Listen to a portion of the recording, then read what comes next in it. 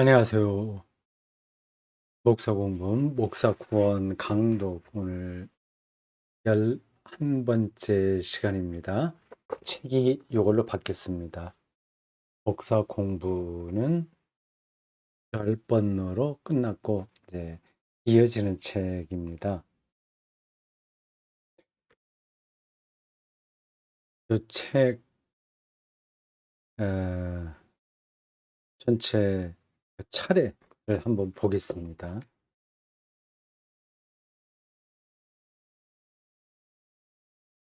보실까요? 제가 열어보겠습니다. 그리고 요거는 감추고 제목도 감추고 제가 OBS 소스를 소스 목록에 가림을 활용한 겁니다. OBS 프로그램 때문에 저 같은 사람도 어렵지 않게 이 강독을 녹화할 수 있습니다. 그렇지 않다면 정말 복잡했을 텐데요. 제가 엄두도 내지 못했을 겁니다. 그럼 이게 여러분도 화면에 잘 나가고 있죠? 여러분들 화면에 비춰드리는 거는 이 책을 낸 출판사에서 디자인 다 끝난 다음에 마지막으로 저희가 보여준 그 PDF인가 그 파일입니다. 이건 제가 PDF 파일은 이제 고칠 수 있는 는 없어요. 다 고정되어 있습니다. 거의 인쇄 들어가기 직전에 만들어진 파일입니다. 차례 여기 있죠. 앞에는 이제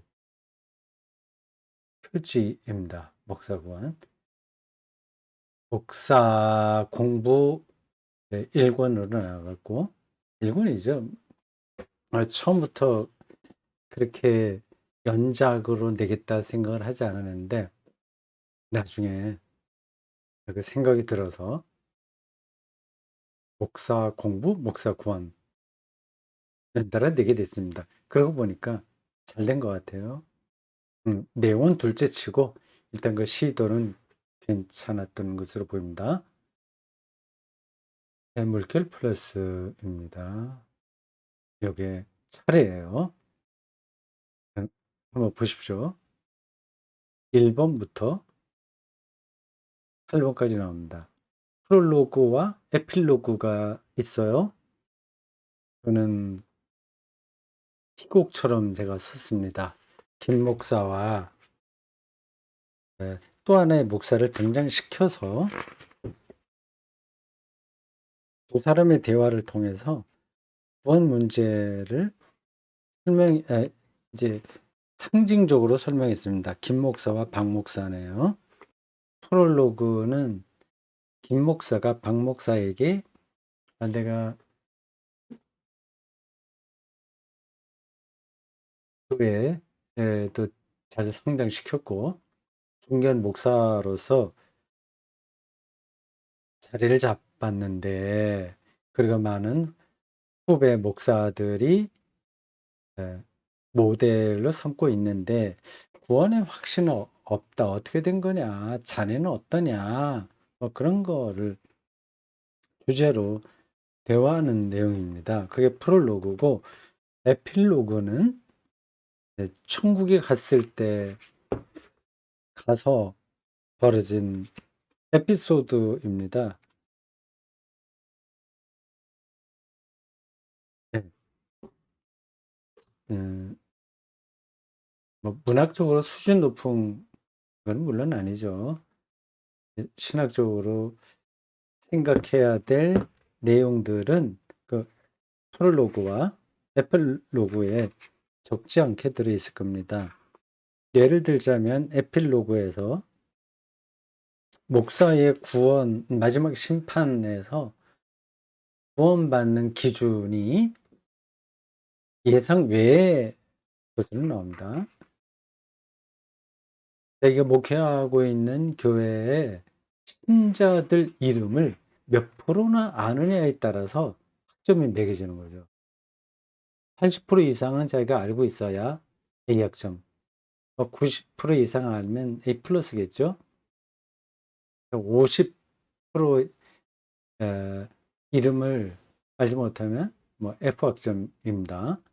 꼭 실제 이 책에서 제가 어떻게 썼는지는 수치는 잘 모르겠습니다. 하여튼 목회라고 하는 점에서 신자들의 이름을 안다고 하는 거는 그 집의 형편을 안다는 거죠. 네, 그래야 목회가 성립되지 않습니까? 그런 기준으로 볼 때 중대형 교회 담임 목사는 뭐 C학점, D학점, F학점 받을 가능성이 아주 높습니다. 신자들을 어떻게 알겠어요?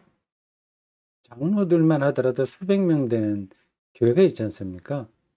뭐 재직 이름을 모르는 건 물론이겠죠. 이것도 하나의 예, 뭐 암호나 메타포입니다. 실질적으로 그런 기준으로 목사들이 마지막 심판을 받는다고 확정해서 말씀드리는 건 아닙니다. 우리가 예상하지 못한 방식으로 한다 받는다 그 얘기를 그런 희곡처럼 써서 여기 에필로그에 담았습니다. 1장부터 8장까지입니다. 목사 공부에서는 그 목사의 구원을 맨 마지막 챕터에서 잠깐 다뤘다면 여기서는 그 전체 책 내용이 그 문제를 말하고 있습니다. 이게 그렇게 복잡한 이야기는 아닙니다. 목사 구원이 따로 있고 일반 신자 구원이 따로 있는 건 아니에요. 근데 그래도 목사 구원이라고 하는 이름을 붙인 이유는 목사의 특별한 업무와 연관해서 구원을 생각하기 때문입니다. 구원이 죽은 다음에 일어날 어떤 사건에 한정되는 게 아니라 이미 살아있을 때 어, 경험되어야 되는 것 혹은 살아있을 때의 삶과 직접적으로 연관되어야 하는 어떤 것으로 생각하는 겁니다. 구원이 무슨 뜻인지는 전달이 됐죠. 마지막만이 아니라 지금 살아 있으면서 하고 있는 자신의 실존, 자기의 직업, 자기의 삶, 거기에 어떻게 드러나느냐 하는 거죠. 자기가 구원받았느냐? 그건 물론 궁극적인 것은 비밀이나 우리가 어, 하나님 나라 개념에서 볼 때 지금 현재의 삶에 구원의 리얼리티가 드러나야 되는 것은 분명합니다. 하나님 나라가 아직은 아니지만 not yet, already 이미 지금 여기 이 순간에 발생했다고 우리가 생각하지 않습니까? 그렇다면 구원도 당연히 이 두 성격의 긴장 가운데 있는 거죠. already 이미입니다. 이미. 그러나 그 완성은 not yet. 아직은 아닌 거죠. 그래서 목사구원이라고 하는 이 타이틀은 already 이 부분을 얘기하는 겁니다. 그 목사로 살았을 때, 살아갈 때 그 구원을 이미 자기의 목회 행위 안에서 경험해야 된다는 거죠. 그게 실제로 어떤 거냐는 거를 설명한 책이 이 목사 구원입니다. 중간에 나오겠습니다만 예배를 드리면서 거기에 어떻게 구원의 현실이 담보되는지를 목사가 면밀히 생각해야 되죠. 뭐 목사만이 아닙니다. 제가 목사니까 그리고 목사들에게 할 말이 많이 있으니까 제목을 목사 구원이라고 했지 실제로는 모든 그리스도인들입니다. 근데 더 크게는 모든 사람들이겠죠. 시인들이 시를 쓰면서 구원을 생각합니다. 그게 뭐 자기 구원만 얘기하겠어요?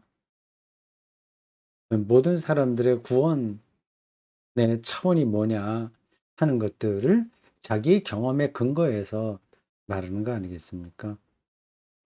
자, 이 8가지예요. 이 책에서는 소제목을 다 구원이라는 단어를 붙여서 정했습니다. 구원과 기독교 신앙, 구원과 존재, 두 번째는 좀 철학적인 접근입니다. 구원과 목사의 삶, 구체적인 삶, 한 인간으로서의 삶이죠. 네 번째, 구원과 죄. 죄는 생명을 파괴하는 능력이니까 구원이라고 한다면 그 죄가 극복되는 거죠. 다섯 번째, 구원과 하나님 경험. 결국은 하나님 경험. 그거는 1장에서도 나옵니다. 하나님에 관한 물음이고요. 이 다섯 번째, 제5장에 많은 그 개념들이 나옵니다. 누미노즈의 경험도 나오고요. 5장은 기독교 영성에 대한 이야기입니다. 제2장은 철학적 개념이라면 제5장은 기독교 스피리추얼리티예요. 6장 구원과 예수 신앙. 결국 구원은 크리스톨로지이죠. 예수. 네. 구원과 목회. 목회 현장에서 우리가 어떻게 목사로서 구원을 경험하냐. 실제로 가능한지 아닌지는 모르겠습니다. 제가 알고 있고 또 경험하고 있는 범주 안에서 목회 현장에서 벌어진 일들을 또 7장에 담았습니다. 마지막은 당연히 죽음이죠. 자, 이런 순서로 진행이 됩니다. 밑에 좀 보시겠어요? 프롤로그 이렇게 썼습니다. 김 목사와 박 목사가 나오죠.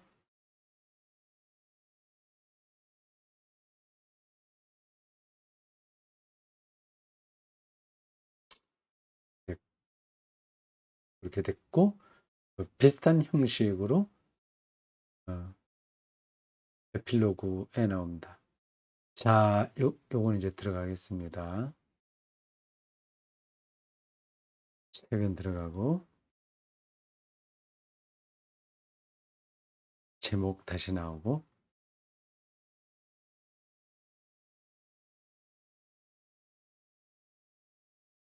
강독할 내용의 요약문 나왔습니다.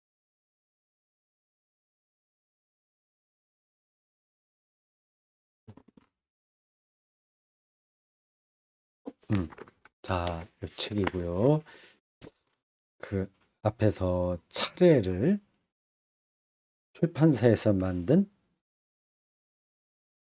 PDF인가 무슨 파일 보여드렸는데 그 차례 요겁니다.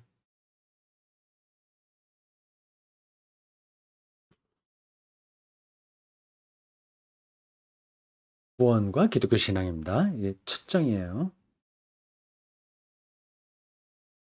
그 안에 있는 단락을 보겠습니다. 목회와 구원. 다음에 하나님에 관한 물음, 예수 천당, 창조적 구원이에요. 창조론적 구원이에요. 삼위일체론적 구원입니다. 창조. 하나님 아버지, 우리가 하나님을 아버지 창조주로 믿는다고 할 때의 구원이 뭔가. 여기 목사님들이 아니라 신학을 전공하지 않은 일반 신자들이 이런 말을 들을 때 구원 믿고 구원받는 거지. 예수 믿고 구원받는 거지. 거기에 무슨 삼위일체론 구원, 삼위일체론적 구원이 있단 말이지. 이상하게 생각할 수 있을 겁니다. 뭐 창조론적 구원은 뭐고 기독론적 구원은 뭐야? 이게 다 구원은 똑같은 거 아닌가? 생각할 겁니다. 그렇지 않습니다.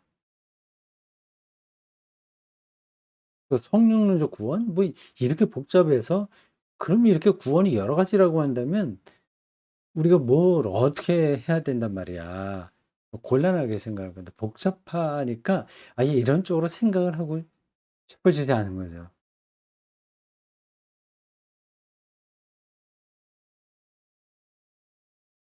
신학자들이 왜 이렇게 복잡하게 말을 하냐. 혹시 이상하게 생각되십니까? 그 이상이 아닙니다. 지금 보세요. 다른 학문도 마찬가지예요. 물리학자들이 복잡하게 얘기하지 않습니까? 이 물리 현상을. 뭐 아인슈타인 같은 사람 하나 나오면 모든 걸 다 해결을 할 수 있을 것 같지 않습니까?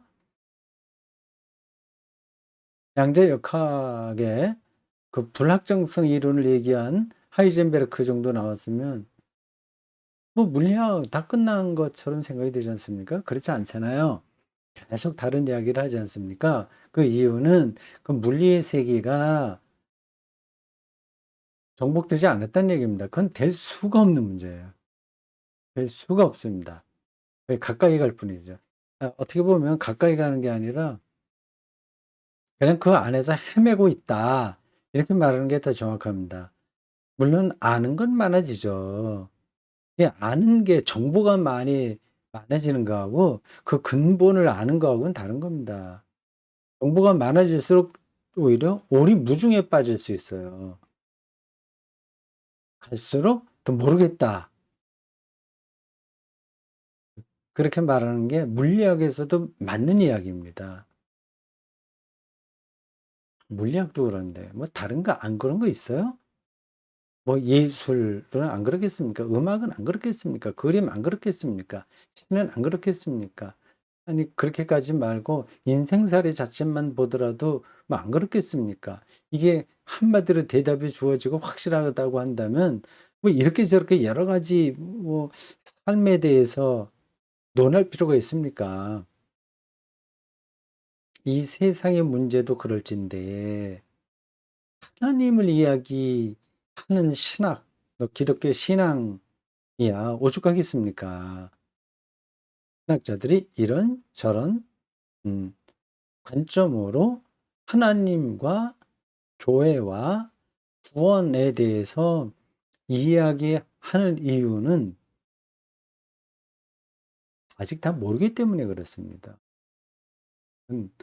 세상 끝날까지 해결되지 않을 문제예요.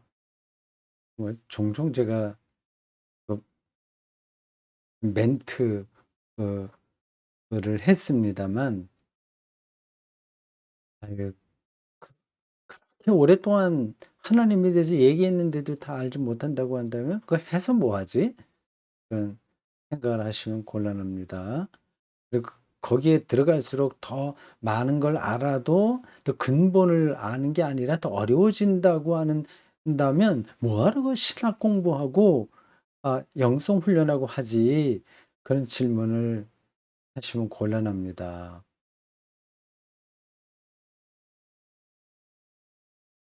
뭐 그건 그렇고.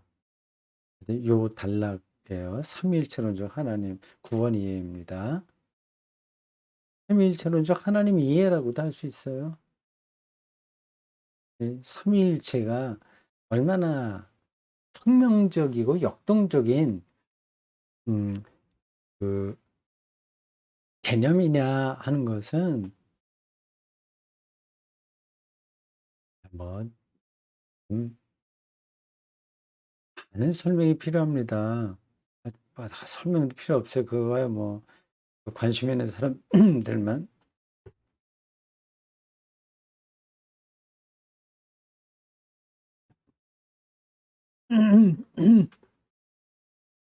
제 장갑 보세요. 이 이거는 원래 이게 달려 있었던 장갑입니다. 근데 요 손가락 끝부분을 제가 가위로 잘랐습니다. 예, 워드 치다 보니까 장갑이 있어서 잘 안 쳐져요, 정확하게. 잘랐더니 지금 잘 됩니다. 아니, 방 안에서 있는데 왜 장갑 끼냐? 이상하게 생각하실 분들이 계실 텐데, 제가 이상하게 손이 이제 찹니다. 그래서 한 10월부터 계산해서 다음, 다음 해 봄 끝날 때까지 한 5월까지인가? 손이 차요. 그래서 악수하는 사람들이 좀 놀랍니다. 교회 신자들도 코로나 이전에는 악수를 했는데, 왜 이렇게 차냐고 다 놀라죠. 저도 왜 그런지는 잘 모르겠습니다. 대구 sem토교회는 의사에게 수년 전에 한번 물어봤더니, 그거 이상한 거 아니다. 이 피부에 이 사람마다 그 혈관인가? 뭔가 거기에 분포가 다르다는 겁니다. 좀 촘촘하게 되어 있는 사람은 따뜻하고 손이 약간 성기게 있는 사람은 좀 띄엄띄엄 있는 거죠. 그건 좀 차다고 하네요. 건강하고는 상관없으니까 신경 안 써도 된다 얘기를 합디다. 뭐 그런 줄 알고 있습니다. 근데 뭐 그좀 불편하죠. 손이 차니까 하여튼 늘 손을 주물러야 되고 그래서 급기야 올해 처음으로 이 그동안 겨울 되면 이게 워드 치는 게 불편했었습니다. 이 손가락 나오는 장갑이 따로 있다고 하더라고요. 그래서 언젠가 생각되면 사야지 생각을 최근에 했는데 뭐 그래 살 거 뭐 있어? 있는 장갑을 자르면 그냥 쓰는데 그래 쓰고 있습니다.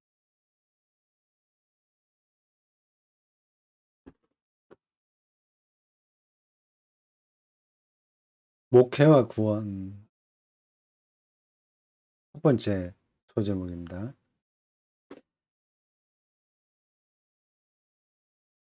이 책이 말하려고 하는 내용의 핵심 질문이라고 할 수 있겠죠. 전원 목사예요. 전원 목사에게 돈이 담보되어 있나? 참 어처구니 없는 질문이기도 합니다. 비극적인 질문이기도 합니다. 그리고 조금 앞에서 얘기한 그, 그 사실과 또 모순되는 말이기도 합니다.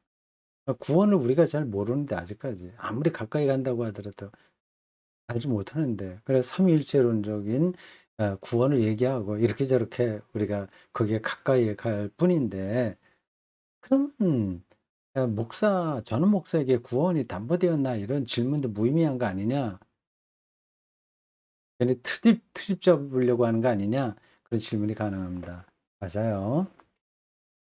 그 어느 목사도 구원을 받았다고 확증할 수 없습니다.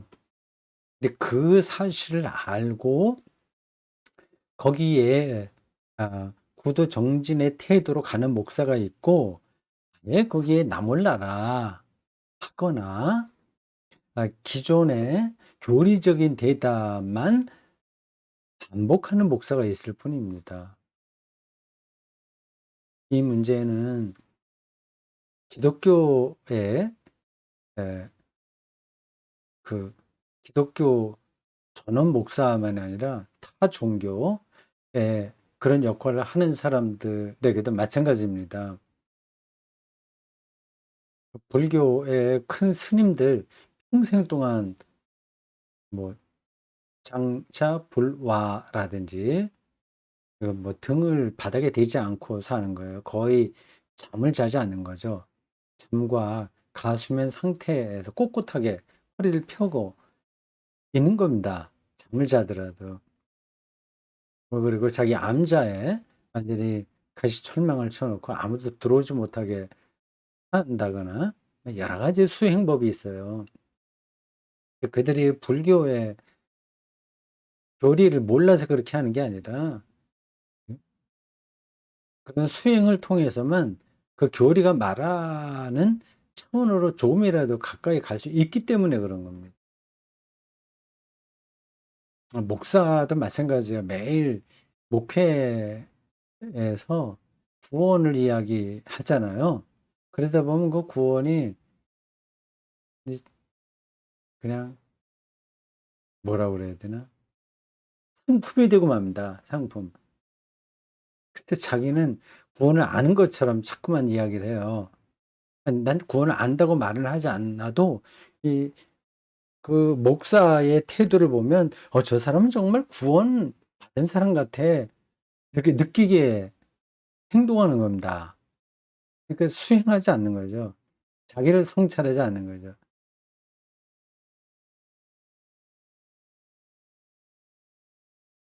대다수의 목사들이 그렇게 삽니다.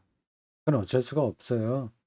이 자기의 직업으로서 그 목회를 하니까 그럼 그 직업에 충실해야 되잖아요. 그럼 신자들 찾아가야 되고 뭐 신방은 요즘 뭐 안 한다고 하더라도 그들을 위해서 기도한다거나 뭐 등등 목회 행위들 있지 않습니까? 그런 거 하다 보면 구원이 뭐냐 하는 것 자체에 대해서는 관심을 둘 수가 없어요. 그 상품을 팔기만 하는 거죠. 왜 이런 이야기는 종종 있습니다.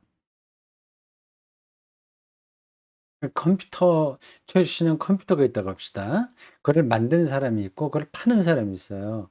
파는 사람은 그 신형 컴퓨터를 그 잘 몰라도 아무 상관없습니다. 매뉴얼만 달달 외워서 이게 얼마나 가성비가 좋은지 그런 것만 그 고객들에게 설명해서 잘 팔기만 하면 되는 거예요. 그 컴퓨터하고 그 파는 사람하고의 관계는 그렇게 깊지가 않습니다. 근데 목사도 그런 자리에 떨어지기가 아주 좋습니다.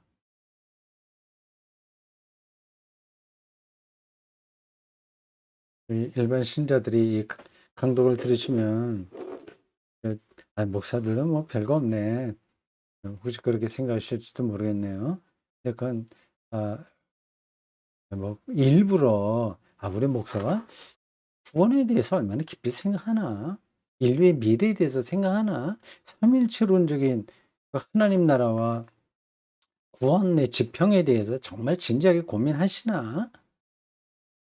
그런 거를 일부러 의심할 건 없지만 생각은 해볼 필요가 있습니다.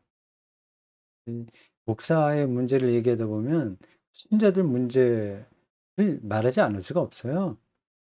신자들이 깨어 있는 영성으로 살아간다면 목사들이 허투루 그 일을 하겠습니까?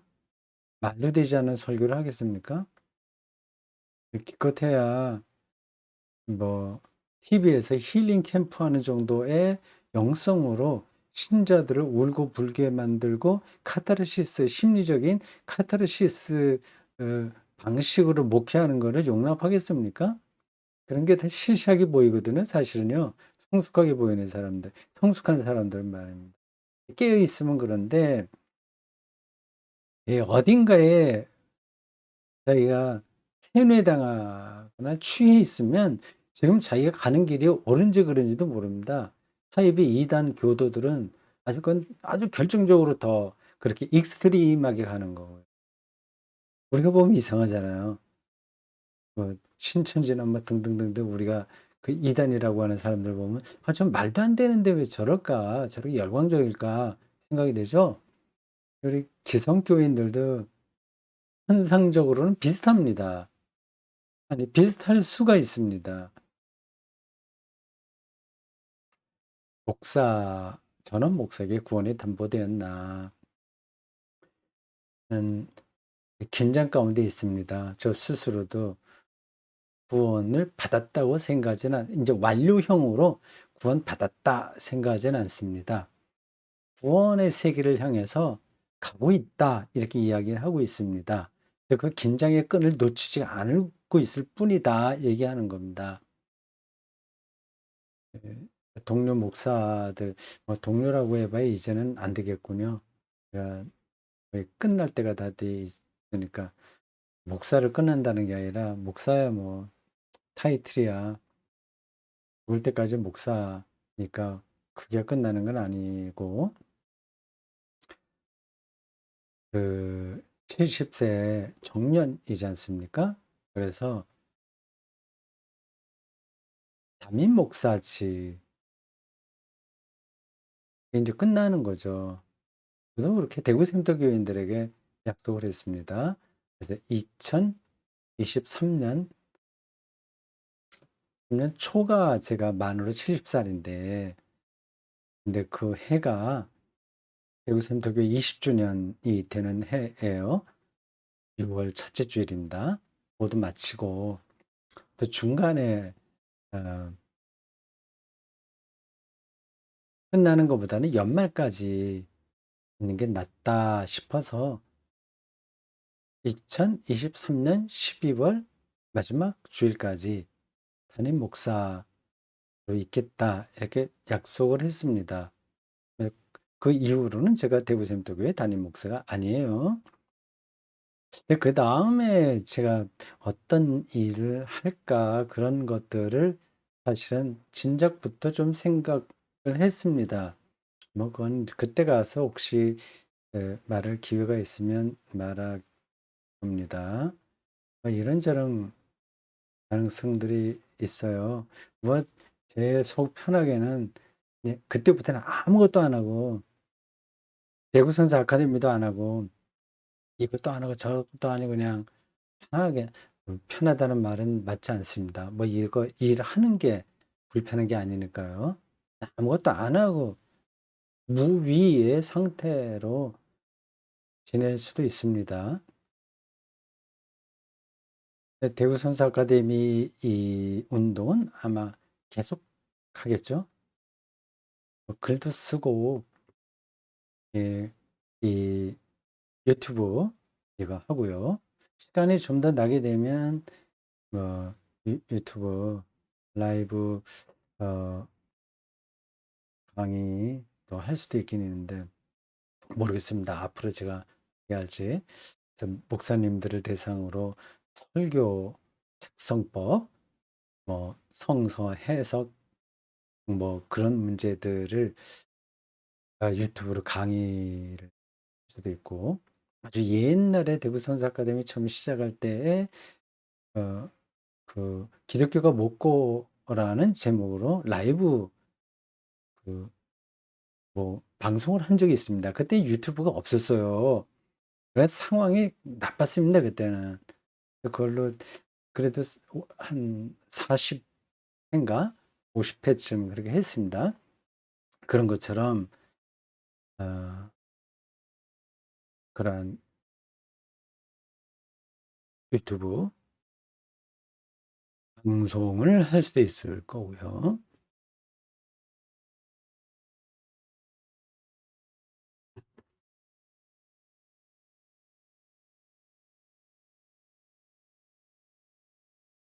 여기 우리 집에서 그 주일날 예배를 어, 가족 중심으로라든지 어, 드려서 그걸 유튜브로 방송해 볼까 뭐 그런 생각도 했습니다. 아직 확정적이진 않아요. 이게 옆으로 갔습니다. 그 동료 목사들에게 하는 거는 이제 저희가 어울리지 않는다 이제 그 얘기를 하다가 그래 됐습니다. 대다수가 이제는 저보다 젊으시니까요. 구원 문제를 좀 붙드시라 그렇게 말씀드리고 싶어요. 구원 받았습니까? 뭐 그런 얘기 뭐 한국 교회에 좀 있지 않았습니까?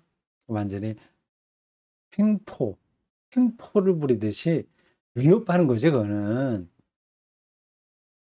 구원파가 되어 있었고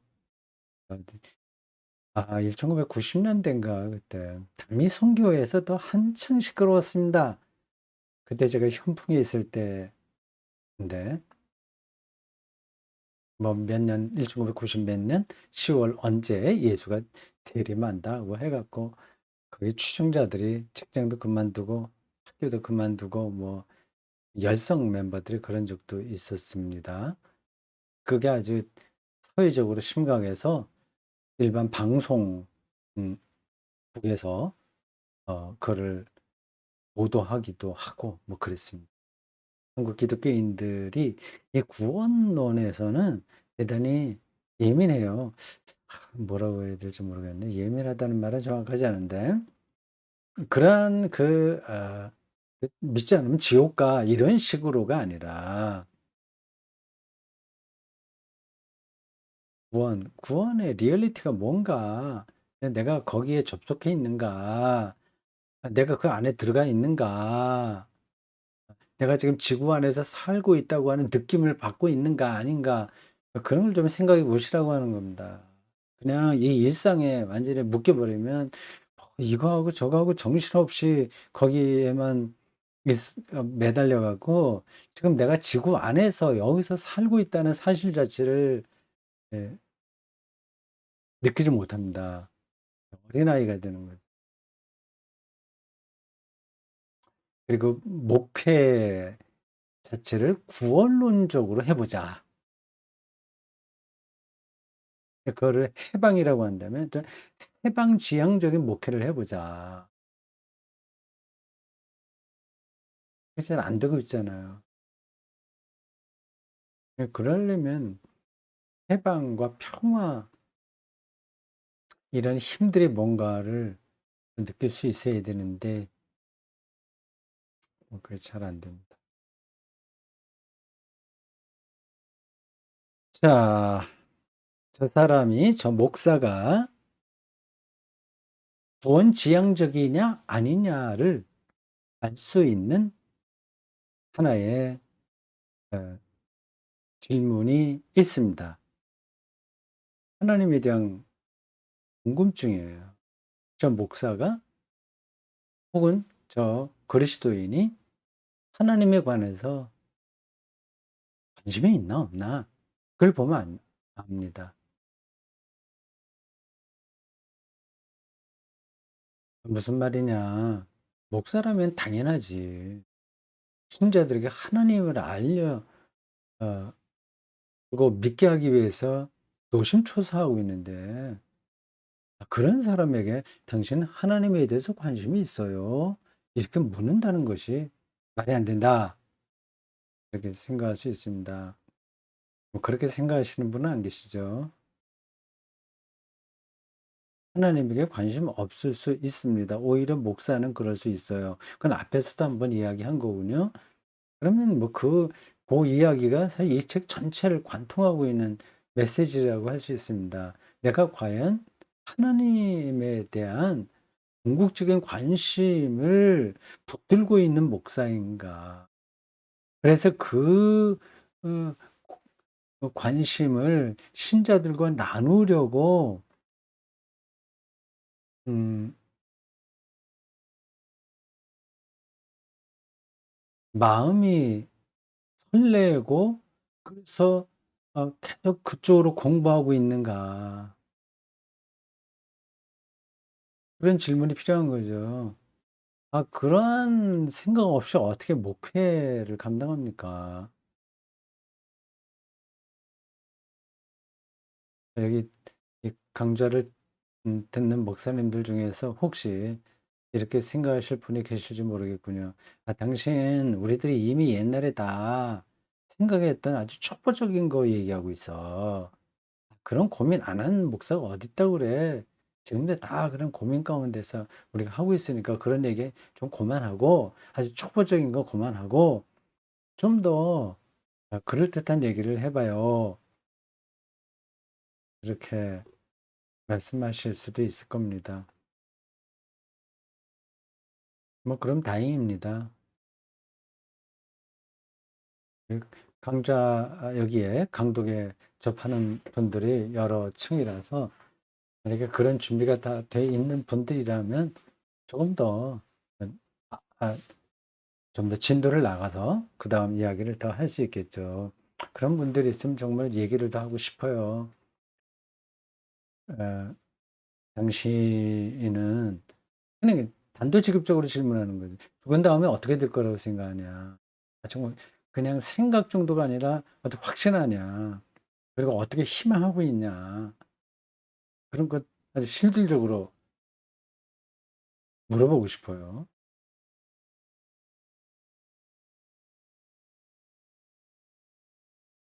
하나님 나라가 공간으로 어디 있는 게 아니라 다스림이고 통치이고 사랑의 능력이라고 하는데, 죽은 다음에 우리가 어디 가서 누구 보고 싶은 사람 만나고 하는 그러한 표상은 말이 안 되는 거 아닙니까?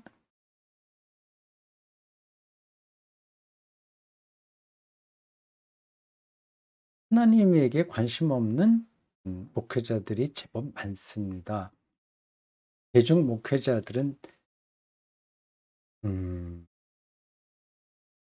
많이 그럴 거예요, 오히려. 대중적이라고 하는 건 무슨 뜻인지 아시겠죠? 이게 그 목회가 대중적인 힘을 얻어야 인정받을 수 있습니다. 그러니까 교회가 이제 커져야 되는 거죠.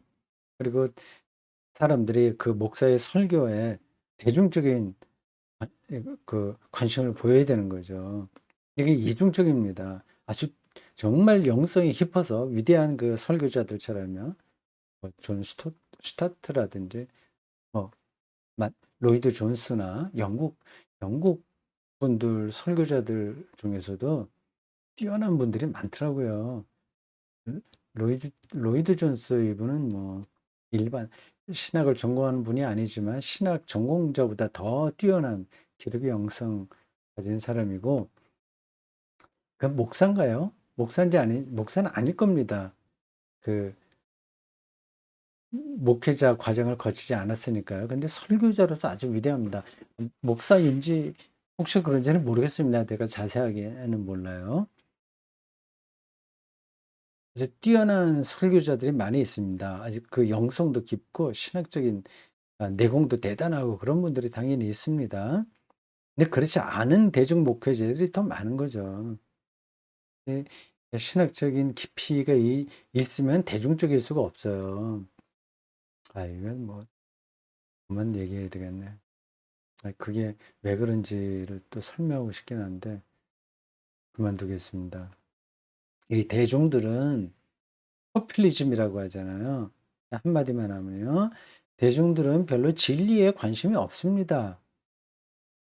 정치인들이 포퓰리스트가 될 수 있는 가능성이 높은 이유가 거기 있어요. 그럼 표로 자기가 먹고 사니까 괜찮은 세계를 향한 진리의 차원에서 어떤 깨달음을 사람들에게 말해 갖고는 정치인이 못 됩니다. 선동해야 돼요, 선동. 네. 그 어디로 끌어가는 게 아니라 대중들이 원하는데 거기에 거기다가 뭐라고 해야 되나? 선동하는 게 그들의 생각을 그들보다 앞서가는 게 아니라 그들의 욕망에 불을 붙이는 겁니다, 말하자면. 잘하면 그럼 인제 정치인이 되는 거죠. 간단합니다. 그것도 뛰어난 은사죠. 아무나 그렇게 되겠습니까? 근데 목사도 선동가가 될 수 있어요. 그 많습니다. 후장은 기독교 설교자인데 내용은 약장수이고 선동가입니다. 하나님에 대한 관심이 없어요. 물론 많은 하나님에 대해서 이야기를 하죠. 그건 하나님이 아닐 가능성이 많습니다.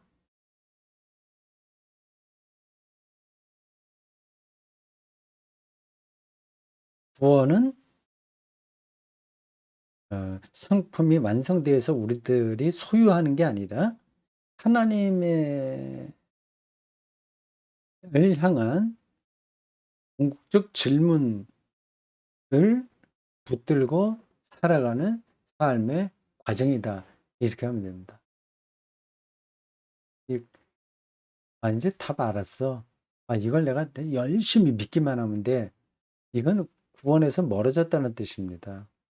선동가적인 목회자들과 설교자들이 하는 일은 그거예요. 신자들에게 계속 그거야 답 줬어. 이거 믿지? 그걸 붙들고 있어. 그렇게 안 하면 그거 안 되니까 죽자 사자." 그걸 매달려 이렇게 아주 재미있게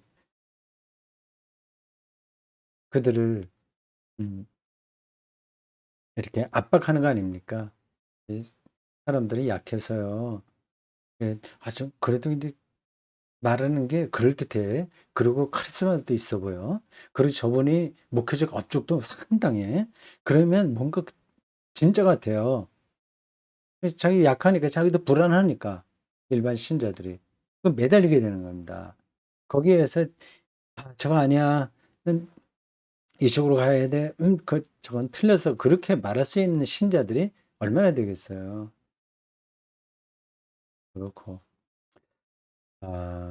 하나님에 대한 궁극적 관심이다. 이게 그 어, 물음을 끝까지 자기가 하는 한도 안에서 밀고 나가는 삶의 태도. 이게 그게 구원입니다. 바울도 그런 얘기를 했고요. 제 얘기가 아닙니다, 사실은. 내가 무엇을 이루었다고 생각하지 않는다고 그랬죠? 방향을 갖고 가는 것뿐입니다. 그럼 그건 천천히 해도 되겠네. 하는 만큼 대충 하고 그냥 살아도 아무 상관이 없겠네. 그런 질문 하고 싶은 분들 계세요? 구원의 궁극적인 질문을 하나님에 대한 궁극적 질문이죠. 그건 구원과 연관되는 건데 그거를 자기가 붙든다면 대충 할 수가 없어요. 그 홍수가 져 갖고 떠내려가는데 이걸 헤쳐나가야 되잖아요, 살려면. 근데 헤쳐나가지 않고 대충 할 만큼 하고 그냥 가지 그러면 홍수에 떠밀려가는 뿐이지 자기가 어떻게 거기서 구원받을 수 있겠습니까? 그 구원지향적이라고 하는 건 쉬지 말고 기도하는 그런 문장과 연관되는 겁니다. 즉 그 깨어서 깨어 있는 거죠. '아 지금 내가 실제로 이렇게 존재하는 건가? 이게 그림자인가? 구름을 잡고 있나? 왜 1년 전에서 오늘이 이렇게 금방 와 버렸지? 시간이 뭐지?' 하나님이 그렇게 큰 능력이 있는 분이라고 하는데 이 세상은 왜 이렇게 삐뚤삐뚤 돌아가지? 내가 지금 살아온 과정도 금방인데 그러면 '앞으로 5천 년 후에 나는 뭐지?' 등등 그런 생각을 하면 정신이 바짝 나지 않나요?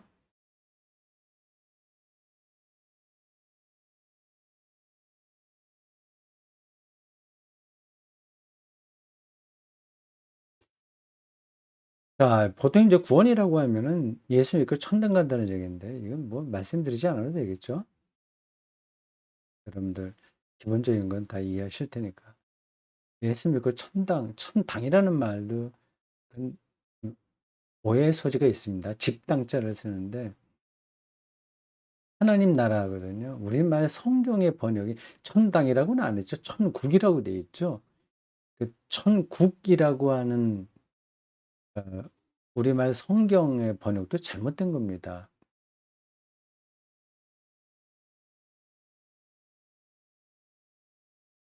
아 천국 그냥 나라라고 하면 오히려 나아요. 하나님의 나라. 근데 국이 왜 천국에 가까웠느니라? 하나님 요즘 번역을 제가 지금 확인을 하지 못했는데 천국이라고 하는 번역도 많이 있죠. 그러니까 곡 하면은 이게 어떤 장소를 자꾸 생각하니까 오해의 소지가 있습니다. 우리는 죽으면 다 원소로 해체돼요. 남아 있는 게 없으면 다 소멸되는 겁니다. 주고 안에 있는 원소가 우연한 기회를 통해서 정룡서 누구누구라고 하는 한 인간을 형성한 거고요. 그렇게 해서 한 7-80년 아니면 90년 아주 운이 좋으면 100살 가까이 그렇게 살다가 삶도 정말 중요한 거죠, 그게. 이 현실 삶을 가볍게 좀 무시하는 뜻으로 '별거 아니야.' 이렇게 생각하는 거는 기독교 신앙 안에서 설 자리가 없습니다. 그냥 하나님을 창조주로 믿기 때문에 우리의 아주 실질적인 삶은 하나님 사건이에요. 이거를 어 중요하지 않게 생각하면 안 됩니다. '아 죽어도 괜찮아. 뭐 하나님만 잘 믿으면 돼.' 이런 식은 말이 안 되는 거예요. 이 삶이 중요하긴 한데 그냥 지나가 버리고 말잖아요. 근데 소멸되지 않습니까? 이건 분명한 사실이에요. 근데 그 소멸되지 않으려고 막 붙들면 그러면 인제 구원하고 멀어지게 되는 겁니다. 그래서 소멸로서 우리가 완전히 끝장나는 게 아니라 하나님의 어 생명의 세계로 조금 모양이 아니라 아주 질적으로 전혀 다르게 변화된다. 우린 그렇게 믿습니다. 죽음 이후의 삶을. 근데 그 죽음 이후에 그게 어떤 건가는 구체적으로 말할 수가 없어요. 하나님 손에 달려 있는 겁니다. 그 단계에서는 우리에게 신뢰가 필요해요. 그 물리학이나 생물학이 "아이 뭐 그런 거 없어. 인간의 죽음은 거기서 다 끝장이야." 그렇게 말하곤 하죠. 그것에 크게 여러분들 흔들리지 않아도 됩니다. 그들이 그렇게 말해도 자기들도 확신이 없어요. 그리고 그것도 완전한 근거가 있는 것도 아닙니다. 이런 이해가 여기에 맞는지 모르겠습니다만 한번 설명해 볼게요. 저를 구성하고 있는 원소를 이렇게 분해하면 뭐가 나옵니다. 여기에 칼슘이 얼마가 있고 뭐 우라늄도 있을 거고요. 뭐 두루두루 원소 주기율표에 나오는 그 원소들이 내 몸을 형성하고 있습니다. 그래서 제 몸을 형성하는 정도의 그 원소들을 이제 다 모아서 어떤 생물학자나 물리학자에게 "나를 만들어 봐라." 하면 만들 수 있겠습니까? 앞으로 AI 이 그 인공지능을 탑재한 그 과학 기술이 아주 발전한다고 해서 만들어낼 수 있겠습니까? 그 인류 미래가 과학이 발전하면 완전히 신처럼 된다. 그런 말을 하는 분들이 있는데 거기에 대해서 저는 회의적입니다. 인간은 뛰어난 종이면은 틀림없어요. 그 종족이면 틀림없어요. 그러나 그 넘을 수 없는 임계점이 있다고 저는 생각합니다. 성서가 인간을 피조물이라고 얘기하잖아요. 피조물 자체가 그 한계를 얘기하는 거거든요. 네, 자꾸만 그런 얘기로 가다 보면 더 복잡해지네요. 네, 사실은 뭐 이게 다 구원과 연관되는 이야기입니다. 이론적으로 생각을 더 깊게 넓게 하지 않으면 기독교 구원론은 그냥 종교적 낭만에 떨어지게 됩니다. 오늘 지성인들 이것저것 알 거를 다 알 만한 사람들에게도 무게감 있게 받아들여질 수 있는 구원론이 확보되어야 되지 않겠습니까? 맨날 옛날 얘기만 좋아하는 할머니, 할아버지들 뭐 그렇게 표현해서 미안합니다만 다른 거 다 복잡한 거 싫으니까 그냥 구수한 이야기나 교회에서 들으면 만족하고 은혜 받았다고 하는 분들만 대상으로 우리가 기독교 복음을 전할 수는 없는 거잖아요. 음 물리학, 이 과학의 예 과정을 거치지 않으면 구원론은 이 토대가 부실하게 됩니다. 그 물리학에 대한 책을 제가 강독 몇 권 했습니다. 기독교 신학자가 한 어 과학 신학이나 뭐 자연 신학 그런 거 했습니다. 앞으로 기회가 되면 신학자가 쓴 거 말고 일반 그 물리학자가 쓴 책도 한번 강독해 볼까 합니다. 목사들이 만물 박사가 될 수는 없지만 최소한도 21세기 지성인들이 지금 무엇을 생각하고 있는지에 대해서는 알고 있어야 됩니다. 그걸 불안하게 또 생각할 필요가 하나도 없어요. 그럼 물리학이나 생물학, 뭐 고고학, 뭐 인공지능 그런 것에 의해서 기독교가 하나님이 부정당할 수 있다면 그럼 빨리 부정당해야 됩니다. 그럼 하나님의 창조, 뭐, 음, 그, 그리고 성령, 뭐 이런 것들이 다 공수표가 될 수 있는 거잖아요. 그런 하나님이라고 한다면, 그럼 빨리 우리가 그런 허상에서 벗어나야 되죠. 근데 걱정하지 마세요. 그렇지 않습니다. 그러면 이제 선교적인 차원에서라도 그쪽 공부를 해야 되죠. 그 구원과 굉장히 깊숙이 연관해야 됩니다. 기독교가 처음부터 그렇게 시작을 했어요. 아시는 분들은 아시겠지만. 기본적으로 기독교 복음은 변증학적입니다. 아폴로제틱스예요. 변증하는 거예요. 변증하려면 세상 학문을 통해서 할 수밖에 없습니다. 헬라 철학이 초기 기독교에 얼마나 그 깊숙이 들어왔는지 아시죠? 그게 변증 때문에 그렇습니다. 근데 예수 믿고 구원받아 하나님 나라와 일치해서 산다고 하는 것이 뭔가? 뭐 등등을 이해하려면 그 철학이 얘기하는 이데아나 뭐 형성과 진료나 혹은 뭐 로고스나 아주 대표적인 개념들인데 그런 것들을 알아야 되는 거 아니겠습니까? 그게 지금 현대에 그러니까 기독교 교부 시대의 기독교 역사에서 헬라 철학이 감당했던 역할을 21세기에는 자연과학이 합니다. 그 자연과학을 알지 못하고서는 구원을 말할 수가 없어요. 양자역학 모르고 어떻게 하나님 나라 그의 완성?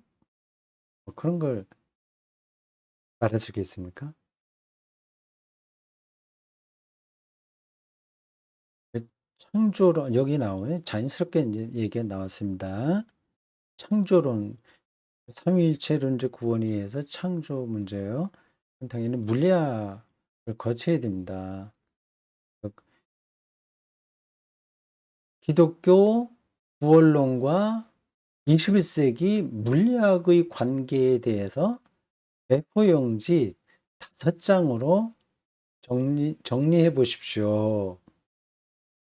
이런, 아, 이런, 뭐죠? 논술할 때 제목 내는 거요. 이런 제목을 목사고시에 내면 어떻게 될까요? 한 2시간 시간 주고, 2시간이 너무 짧은가요?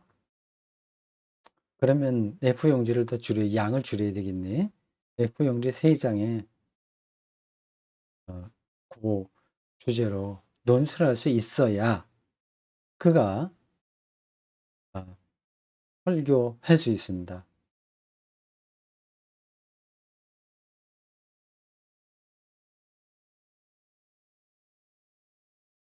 그걸 알려면 창조론에 대한 이해를 일단 해야 됩니다. 음, 물리학 그 두 번째 치고 신학도 깊이가 없으니까 참 이런 건 말씀드리기가 좀 쉽지가 않아요.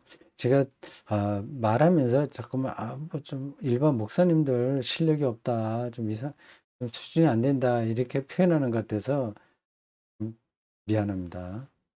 네, 다 그렇다는 것도 아니고 그냥 제가 말을 하다 보니까 강조하는 겁니다. 그리고 실제로 그런 어, 어, 부분도 없지 않아 있고요. 없지 않은 게 아니라 사실은 많습니다. 창조, 창조를 신학 개념으로 이해하는 목사님들이 많지 않다는 겁니다. 그냥 공식에 머물러 있는 거예요. 이 개념이 중요한데 수학도 개념이 있잖아요. 거기서 벌어지는 어떤 이데아, 수의 이데아 그런 것들을 느껴야 수학자가 되는 거 아닙니까? 창조론을 알아야 그다음에 물리학 책을 읽어도 그게 연관돼서 알 수 있는데 안 돼 있으니까 참 어렵습니다. 그 창조도 첫 창조와 창조의 보존과 창조 완성 이렇게 나눠서 생각하거든요. 아직까지 창조가 완성된 게 아니에요. 제가 누누이 말씀드립니다마는 남성과 여성이 만나서 자식 낳고 사는 거, 이성 간에 그게 절대적인 게 아닌 겁니다.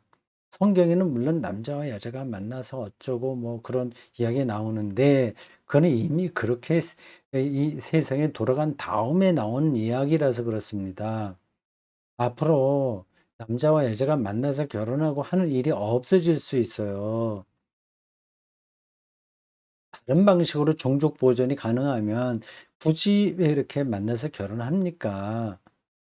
그 창조가 지금 계속 중인 거예요. 이 미래는 어떻게 될지 모릅니다. 그 동성애자들을 이상하게 보는 거는 그 창조론에 대한 이해가 천박하다는 뜻입니다. 개념적으로 이해를 하지 못하고 그 문자에 매여 있는 거예요. 창조를 통해서 성서기자들이 말하려고 했었던 핵심에 가까이 가지 못하는 겁니다. 창조는 열린 미래를 얘기하는 거예요. 오히려 개방된 거죠. 이런 차원의 구원을 우리가 생각하지 않고 어떻게 구원받은 목사라고 얘기할 수 있고요. 매주마다 구원을 설교할 수 있겠습니까? 성령론적 이해. 이거 뭐 얘기하지 않겠습니다. 제가 앞에서 삼위일체가 얼마나 혁명적인 하나님 이해냐, 그거를 얘기했습니다. 말씀드려서 설명을 하지 않았어요. 이게 기독론적 구원도 있고 그런데 이건 뭐 앞으로 두고두고 또 강독하면서 나올 테니까 여기서 지금 다 하지는 않겠습니다. 그 역사적 실존 인물인 예수를 하나님으로 믿는다는 것이 혁명적인 사고방식입니다. 예수를 신으로 하나님의 아들, 신, 메시아, 그리스도로 믿는다는 사실이 혁명적인 거예요. 그래서 유대교와 이슬람교인들에게 이 기독교의 신이해는 신성 모독입니다. 그들에게 예수는 좋은 선지자예요. 선지자로 머물러 있어야 돼요. 근데 기독교 제자들과 초기 기독교인들은 그를 하나님으로 믿은 거 아닙니까? 혁명적인 거죠. 이 역사 내재가 역사 초월인 하나님과 일치가 되어 버린 거예요. 이게 느낌이 전달되는지 모르겠습니다. 요 필리오케 그리고 아들로부터라고 하는 개념도 그렇고. 자, 오늘 여기까지 하겠습니다. 수고했습니다.